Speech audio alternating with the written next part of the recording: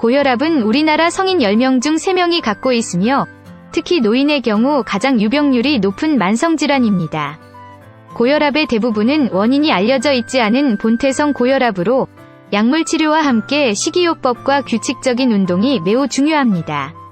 고혈압 환자의 건강 장수를 위한 최적의 운동 전략은 효과 측면에서 주당 최소 1000칼로리 이상을 소모하는 운동량이어야 하며 복부 비만인 환자는 주당 2000칼로리까지를 목표로 합니다.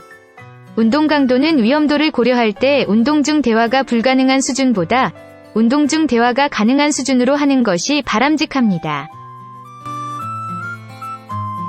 운동 빈도는 혈압 감소 지속 시간을 고려하여 가능하면 매일 운동하는 것이 필요합니다. 또한 운동 지속 시간은 하루 총 30분에서 60분인데 한 번에 지속적으로 할 수 없다면 1회 운동을 최소 10분으로 하여 여러 번 하는 방법도 가능합니다.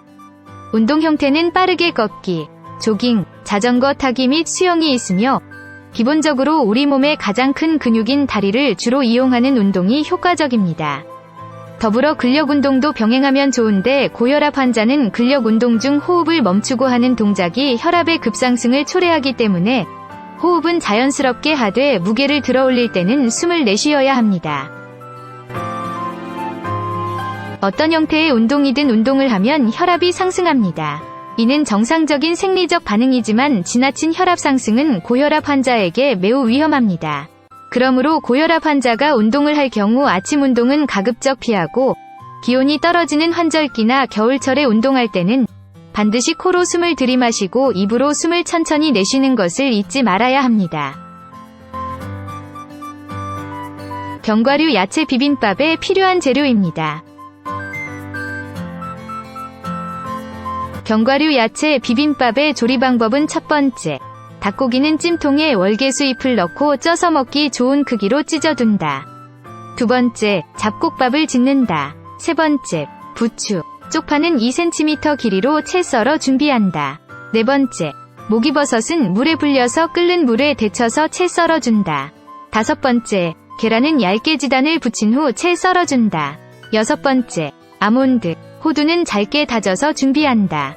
일곱 번째, 준비된 닭고기, 부추, 쪽파, 목이버섯을 양념장에 버무려준다.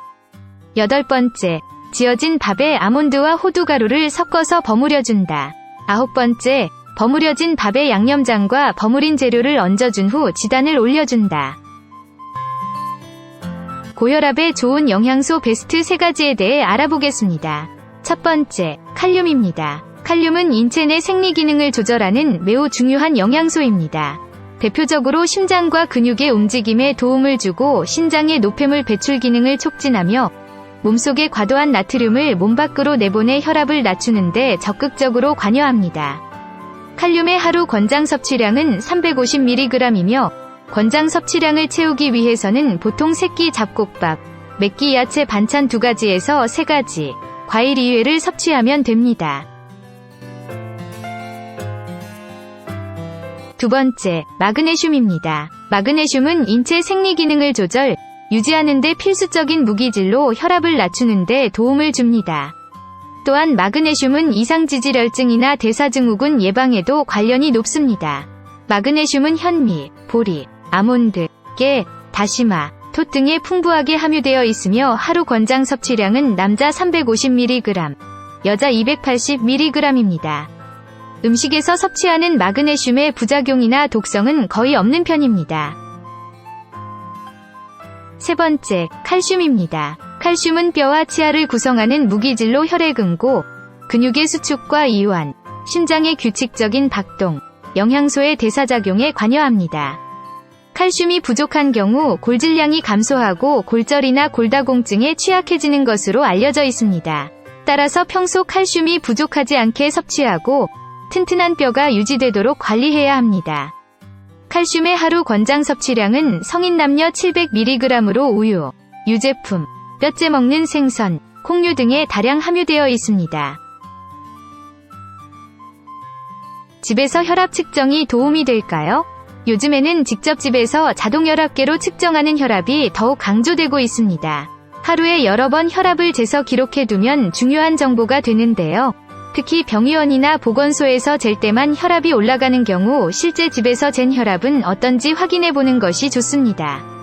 집에서는 혈압이 정상이고 진료실에서만 혈압이 높게 나올 경우 흰색 가운을 보면 긴장해서 혈압이 올라간다고 하여 배기 고혈압이라고 합니다.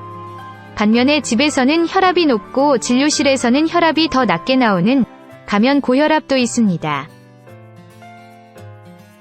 큰 병원에서는 하루 24시간 동안 혈압을 측정할 수 있는 24시간 활동혈압 검사를 진행하기도 하지만 자동혈압계가 있다면 집에서 자주 혈압을 재는 것이 도움이 됩니다.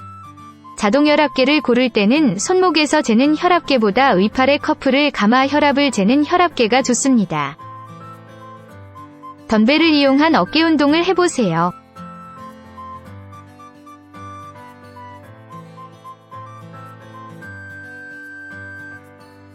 레드서클 캠페인이 9월 1일부터 9월 7일 진행되었습니다. 2024년 달력은 11월 30일까지 신청 가능합니다.